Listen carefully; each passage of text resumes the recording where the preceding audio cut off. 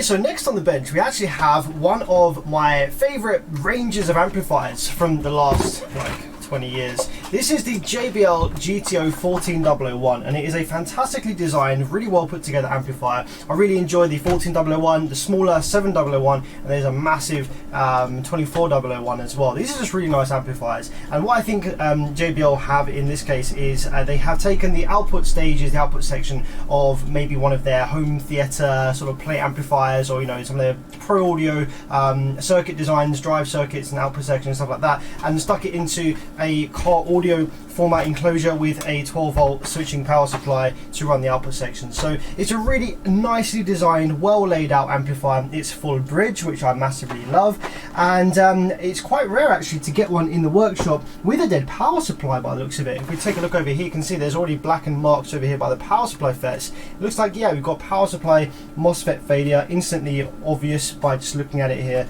One of the things I love about these amps is that they have such incredible output stage filtering. When you connect a speaker to the speaker terminals of this amplifier, even though it's class D, even if you connect like a tweeter or mid-range driver, you get literally barely any hiss or any floor noise whatsoever. There's such good filtering. You've got the output MOSFETs over here, which are really modern, low RDS, high current MOSFETs here. We have primary stage filtering, we have capacitive filtering here with decent film caps, then we have the final inductor, and then more capacitive filtering over here with a pull down resistor, then relays, one for each terminal, which isn't always necessary. Then we have these little ferrite kind of like noise suppressors here as well. Just everything has been thought of. Every form of noise suppression and getting rid of that class D switch wave resonance or remnants from the speaker line has been thought out and applied. So really enjoy this amplifier. That's not to say that it doesn't have its weaknesses though. One of the most common issues with this amplifier is the drive circuit here. These are the drive boards for each of the halves of the bridge. There's kind of like two channels if you like, but the IR2010S drive chip on these can tend to fail. I think that they just kind of have a bit of a limited lifespan. It's not really JBL's fault as such, they wouldn't really have known this, but yeah, those chips, they don't last the longest time and they can fail. When they fail, they can perhaps take out the output MOSFETs, but in most cases they don't actually fail and take out the FETs. They just kind of like cause this weird oscillation and noise, and like they cause this weird kind of like pulsing effect on the output FETs, which gives you like this dee dee dee dee dee dee noise coming from the speaker terminals. So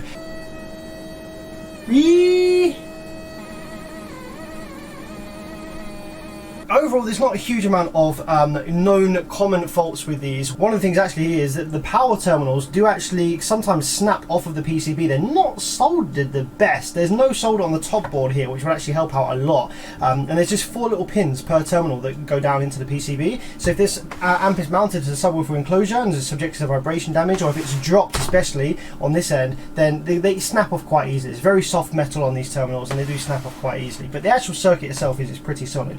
So let's see, why is this here in the workshop with me today? Do we have an output section failure? Let's have a look. Turn the multimeter on. Has the output FETs blown and killed the power supply along with it? Doesn't appear to be a short on this bank. We do have though, weirdly, some strange FET here which has kind of risen up. Like the legs on this FET look a little bent. I wonder whether someone has attempted a repair on this and just like replace one output MOSFET and not the whole bank. You know what, the Loctite is actually not intact, so this amp has been taken apart previously. Let's take a look in here. We have TP50N20P FETs, and no, they're all the same batch. So a little bit strange. Maybe that was just some factory thing, but the legs are really bent differently on that one. As you can see that they're kind of like not in as much, and there's like much more blobby solder on that one. But it is possible that this has been repaired at some point in its life. These are not particularly new amplifiers. They've been around for a while, and yeah, chances are it may have been serviced at one point in its life. So let's take the rest of these clamps off. Just check the rest of the output MOSFETs. They are all identical batch, which is great to see. It means whoever did service this, or if these weren't actually replaced, they are either original or it's been serviced correctly. But we do have output section failure. Yes, we have a dead MOSFET here. This one's toast. So it looks like it might just be, oh no, we've got 2 there. This one here and this one here, 2 dead MOSFETs. They're both shorted in the output section here. And what can cause this? Well, like I say, it could be that one of these drive ICs has failed and has killed the FETs in its failing, or it's possible that someone has not realized that this is a 2 ohm minimum stable amplifier and has connected a 1 ohm load to it and driven it quite hard, which will overwork the MOSFETs and may kill them like this. Or it's just bad luck, you know, one of the MOSFETs just gave out after a while. They're not last forever. It's like light bulbs, really, you know. Eventually the MOSFETs may fail, so yeah, might just be what it is. So gonna go ahead and just make sure, see whether the short has disappeared now that we've removed those 2 dead MOSFETs. Yes, it has. So now we no longer have a short across this output section. So what we'll be able to do is I am actually going to go ahead and replace all of these MOSFETs. I think it's just good practice to do that. They look like they might be the originals, so it'd be a good idea just to refresh the whole lot once we've repaired the power supply. But before I do that, I can actually leave these ones in because we actually still have 1 FET here for the high side, sorry, and 1 FET here for the low side. This amplifier will actually power up and oscillate correctly with just these single FETs remaining in each bank for this channel, if you like. And we can do that to see whether the drive circuit has survived or not. And the reason I'm going to leave these ones in is because if the drive circuit has failed and it causes further damage to these MOSFETs, I don't really care because we're replacing them anyway. So we can leave these ones in as a quick test to see if the drive circuit's okay, and if it is, then we can go ahead and just replace all of these FETs without worry of damaging new MOSFETs that we put in place. So let's continue the disassembly, get this thing out of the heatsink, and then we can make a repair to the power supply section, which is pretty simple, and then turn our attention to the outputs. But the screws, wow, they're literally, they're so loose. Like, I think I could probably just unscrew this.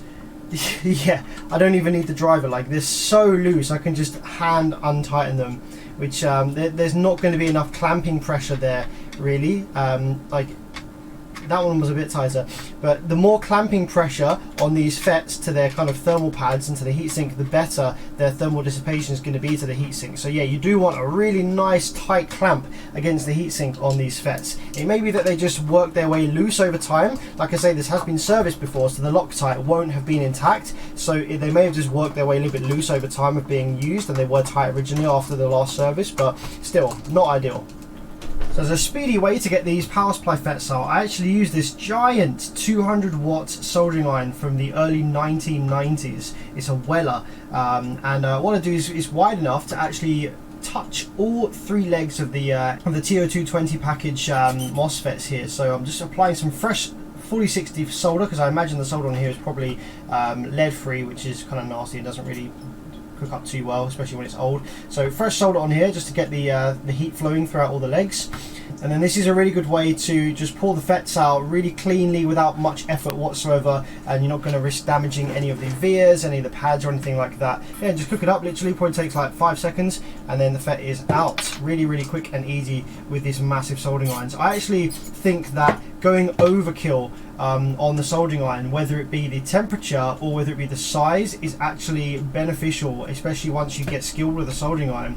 I'm a firm believer of high heat, low duration when it comes to soldering. You want to really heat up the area that you want to solder quickly, and so that it melts and it forms a really good connection instantaneously without letting the heat soak to the rest of the board and other components, and you know, start sort of melting the adhesive, which takes a bit longer than the solder because it has less thermal conductivity. So yeah, high heat, low duration, I'm a firm believer of. And I don't know whether this Weller is particularly spicy, but it has a massively high thermal mass, so you touch it on something and that heat literally pours onto the board and doesn't stop because it has such a high you know, storage capacity of heat on this tip. So you touch it on there, it flows onto the board and it keeps on coming. So yeah, these are just coming out like a breeze, and we can clean them up and it will look like we were never here. Okay, so let's give this area a little clean up with the isopropyl alcohol, just make it look a little bit better, get rid of some of that kind of blackened soot from the MOSFETs dying there. Now the gate resistors used in this amplifier for the power supply MOSFETs are a little higher than others. We have 100 ohm gate resistors for these IRF 3205s. I would typically say that the highest that I would ever really use on 3205s, if I was replacing them or something, would be 47 ohms. 100 ohms is going to be fine. The MOSFETs are going to switch perfectly fine, but they're going to switch a little softer than they would with a lower value gate resistor. Now, What that does is it means that the waveform on the transformer, the actual output drain wave of the transformer, is a little bit less sharp on the corners. The MOSFETs don't switch quite as hard and sudden, and there's a little bit less kind of ringing and instantaneous kind of like transient noise and stuff from the MOSFET switching on and off.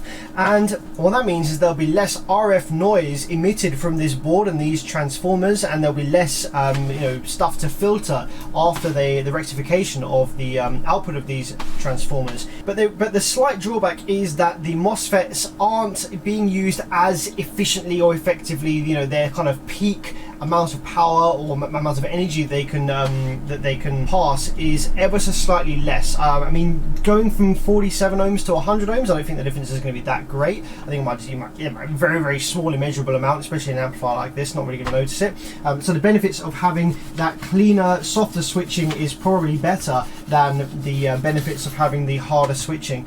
With some of the newer amplifiers coming out of Korea, some of the newer sort of full bridge amplifiers you'll see from the likes of Orion, with the newer HCC amplifiers, also the B2, I think the Osprey, and also I think PPI. Some of the Korean amplifiers that they've brought out, which are full bridge, they use as high as 270 ohms in the gate resistors on the power supply, which causes the FETs to really softly switch, and it's really noticeable, and you can really see the waveform shape difference on the scope. The gate looks horrendous, it looks really, really curvy, and the output waveform from the FET looks really rounded on the corners, and it actually does hold back those MOSFETs quite a bit. And I don't think it's a coincidence that on those amplifiers you see a lot of them with dead power supply sections where the output section is fine, and you rarely ever see that. The power supply sections very rarely ever die on their own. So I think that this is throttling the power supply section and preventing it from being able to pass as much power as it otherwise would be able to. Some people are using these amplifiers in high stress environments.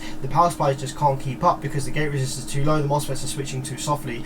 So whenever I service any of those amplifiers that have the 270 ohm gates, I drop in like a 22 or something, or 47 in place to bring that power supply so that it's switching harder and it's working better and more efficiently. I think the reason that they've done that from factory is there must have been some very tight constraints they had to adhere to in regards to noise, EMI and RF noise kind of, and in order for them to pass some tests or something, they had to drop in these really high value gate resistors. So bringing them back down now brings out the best performance, I think. But for this little JBL, it's only 1400 watts. I'm going to keep the 100 ohm gate resistors in place, provided they all survive. Now, when the power supply MOSFETs die, often when they die, obviously they're shorting between all three legs, and what that does is it sends 12 volts from the battery down the gate path to the PNP driver, which in this case is this little A1023 on the driver card. This is the PNP driver. The reason the PNP gets hit and gets damaged is because it grounds the 12 volts that shorted through the FET from the drain down the gate, through the gate resistor into the PNP, and because the PNP is connected to ground, it shorts it through this transistor to ground. So the PNP is always the transistor that burns on the drive side, but because we have these higher value gate resistors, they'll actually prevent a lot of the energy getting to the PNP drive transistor, and this whole kind of drive circuit and gate resistors may have actually survived and may not need replacing whatsoever, especially if the user was quick to pull the fuse or to pull the power wire out and not let that 12 volt sit there cooking through the PNP transistor for ages. So yeah, provided we have the correct ohm reading across all of these, we should be good. So obviously we're getting 200 on the meter as we're reading between two of these gate pads. So there's two resistors in series. So I'm just going to go ahead and make sure that we have 200 across all of these. Yep, 200, 200, 200. So it's bang on, literally all the gate resistors are fine, so therefore I suspect the driver is probably fine as well. And we can confirm that the driver's alright by actually powering the amplifier up now without the MOSFETs fitted and seeing what the drive wave looks like on the gate pads of these FETs here. So yeah, if we power this up now and probe the actual gate pad where these MOSFETs would be, we can see whether the drive wave coming from the drive circuit is actually intact, and yeah, it looks pretty good here. We've got a nice sharp clean square wave there going to the gate pad of that bank of MOSFETs.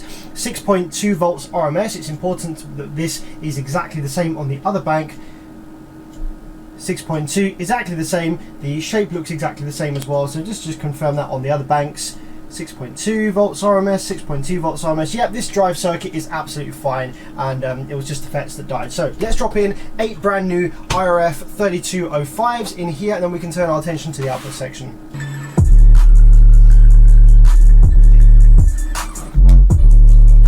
Okay, so there's 8 brand new IRF 3205s in the power supply section. So now we can turn our attention to the output over here, the output section. Because we've got the power supply FETs fitted, when we turn the amplifier on, it's going to build rail voltage, and once rail voltage is built, the output section is going to start trying to oscillate and drive these MOSFETs. Now we have essentially 2 channels here that are working in full bridge. We have this channel here, which has 4 FETs, 2 high side, 2 low side. We have 4 FETs here, 2 high side, 2 low side. We lost 1 high side FET and 1 low side FET from this bank, or this channel if you like, which is going to be one of these driver cards. Can't remember if it's the front or back one for this side.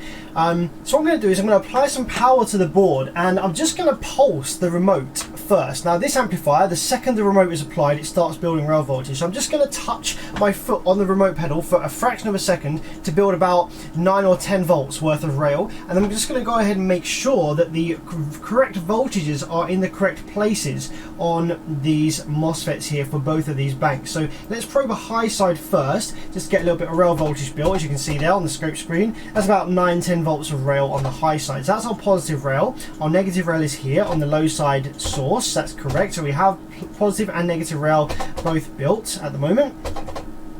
So what we're looking for is there to be 0 volts on the low side drain. There shouldn't be anything on low side drain when powering the amplifier up.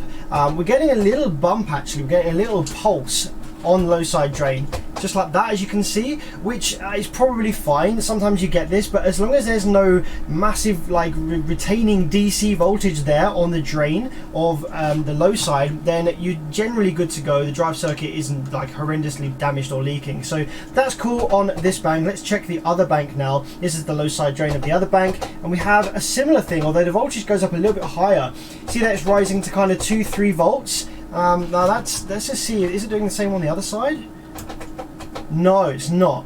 So see on this side, the voltage actually rises to about 2-3 volts there, whereas on this side, it doesn't really get past like 0.5 volts. So I think there might actually be an issue with the drive circuit on this bank here. So I'm not gonna go ahead, I could go ahead and just power the amplifier up and just see what it does, see if it starts to try and switch this bank, but I don't want to cause any more damage than is necessary. So because we're gonna be replacing all these FETs anyway, I'm gonna go ahead and take all the FETs out. And with all the FETs out, we can then power the board up fully and see whether we get any switching on the gate leg, just like we did with the power supply of both of these banks. And I suspect that we might not get switching on this low side bank over here that had the 2 dead FETs. And we're probably going to have to go ahead and change the 2010 S drive IC in one of these for this bank over here. So with the output FETs all removed, let's see what the drive circuit is saying. Let's check it on the bad side first, see what that's like. Okay, it actually just bumps up to, so that little bump that you're seeing there, that is it turning the low side FET on constantly. Let's go ahead and check the other bank over here. It's doing the same thing. Now that might be normal on this amplifier. It's been a long time actually since I have actually probed the low side gate waveform of one of these amplifiers without the FETs in. Usually the drive circuits either survive, or I don't bother going this deep into it. I just go ahead and change the drive circuit anyway.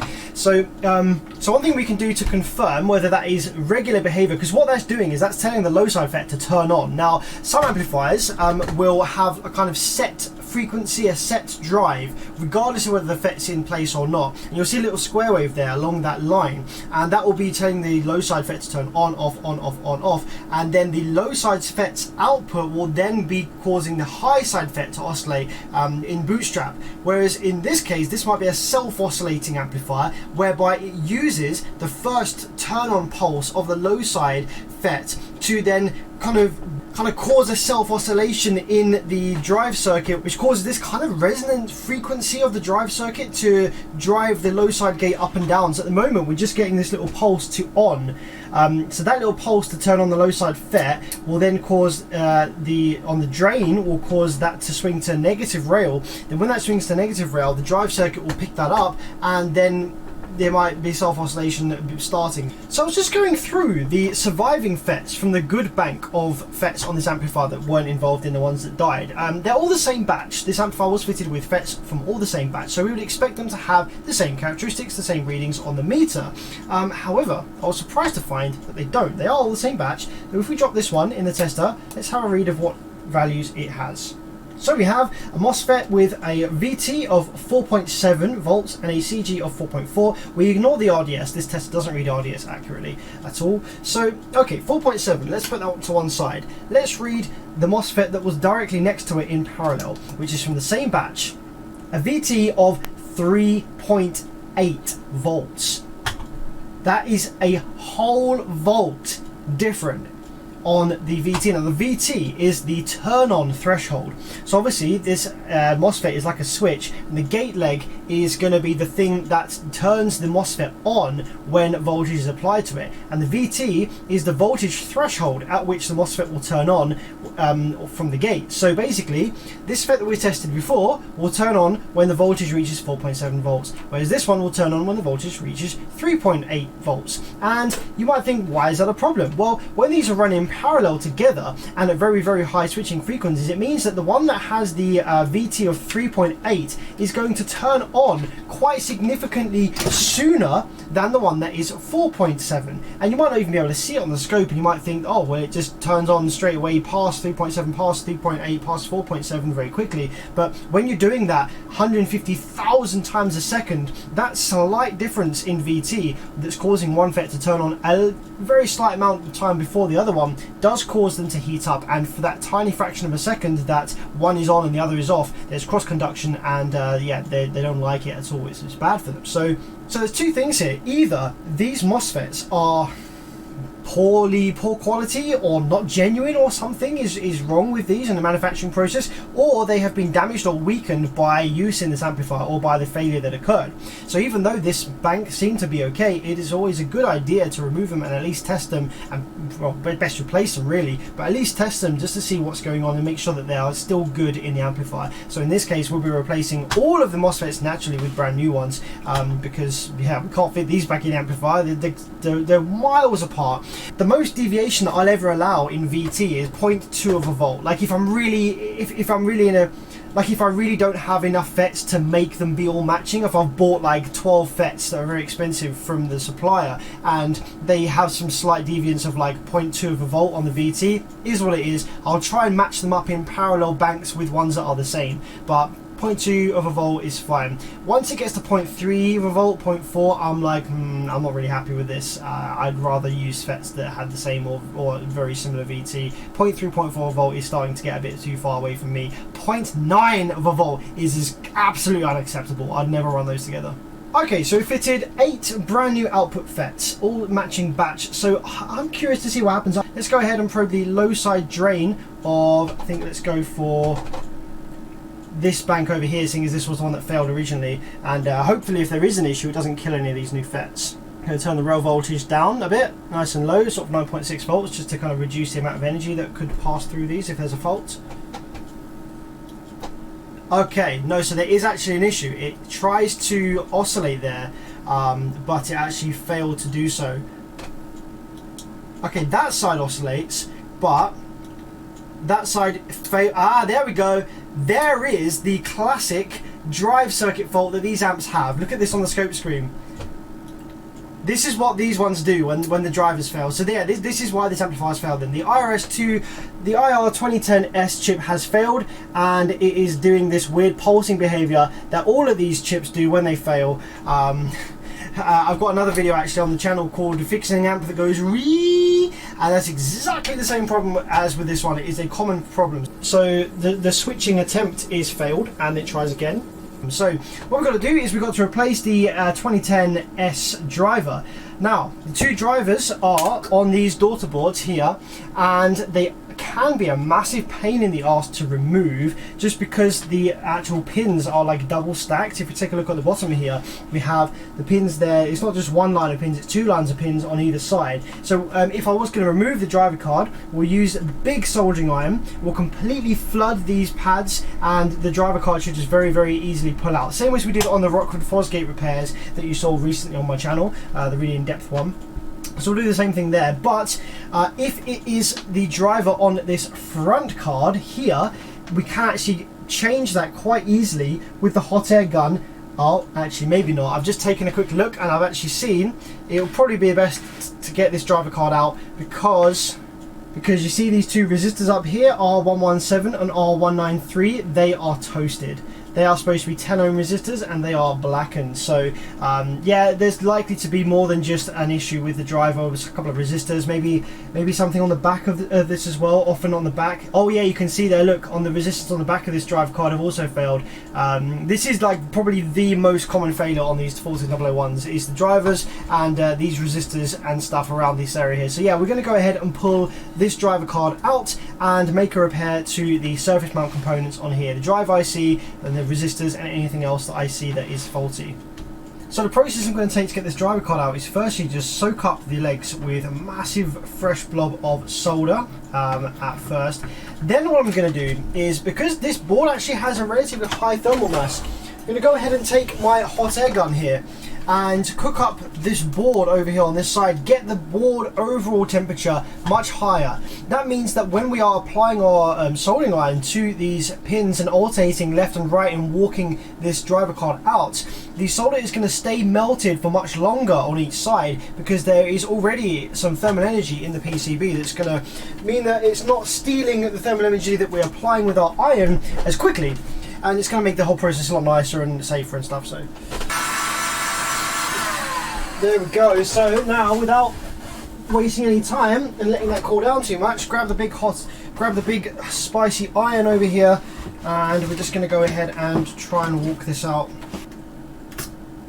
First side, so I'm just pulling a little bit on each side. I don't want to go ahead and pull too much of it out in one go.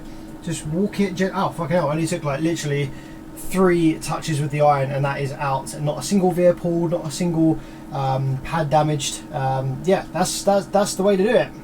Alright, so now the board's out, the first thing to do is to remove all of the components that we know are dead. So that's going to be the IR2010S, and we've got 2 resistors here along the top, and there is a couple of resistors on the back here as well. So there's 4 new resistors, the 10 ohms in place, and just dropping a new drive IC. Alright, cool. So yeah, that is all of the components that were visibly failed, or that we know that were dead. Just going to go ahead and check the continuity across D8. That sometimes fails short. If it's not short and it's only reading in one direction, then it's probably fine, as it is here, 460-ish on one direction, nothing the other way. It's just really quick, take 2 seconds to just go over a couple of other semiconductor components on here, little diodes and stuff. It takes 2 seconds and can be shorted. So let's drop it back in the board. Now I have 2 choices here. I can either go for Confident Boy and solder it straight back in, or, because we actually have the benefit that these holes are very, very tight tolerances with these legs. They're almost like headers. They're so tight, you put it in there, you know, it's like really in there and held in place by the vias. So you can kind of treat it a bit like headers by putting a bit of pressure on it, just to make sure that all pins are connected, and just shove it in there and test it without actually soldering it, provided it's just for a couple of seconds, provided you're sure you're making contact with all the legs. So there's a couple of ways we can do it.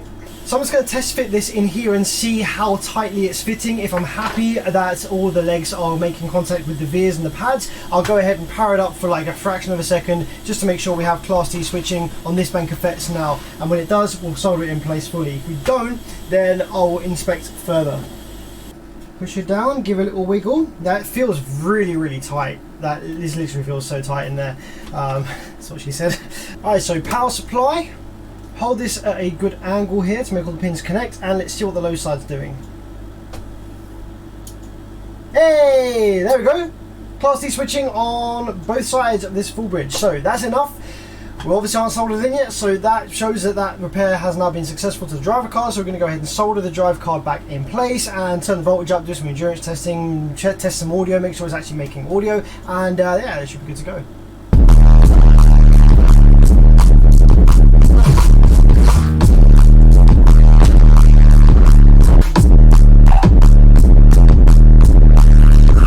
Hey, I've actually just noticed one thing actually, putting this together.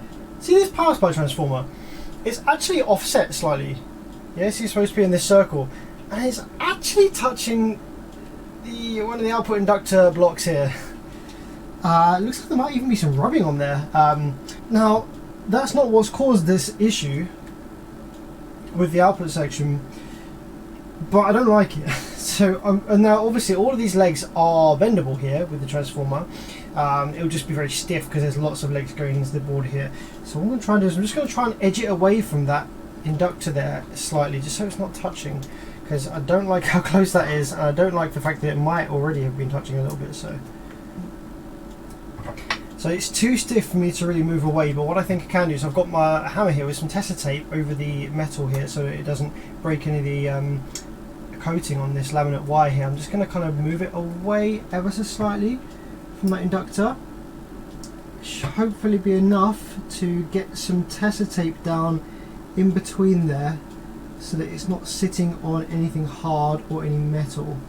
There's just a bit of tester tape in between those now. I don't think that they're actually touching on, or there's actually anything going wrong there as such at the moment, but it is really, really close and I don't like it, so I've just dropped some tester tape in between there just as a preventative measure. Alright, so let's give it a full test. Now it's back in the heatsink.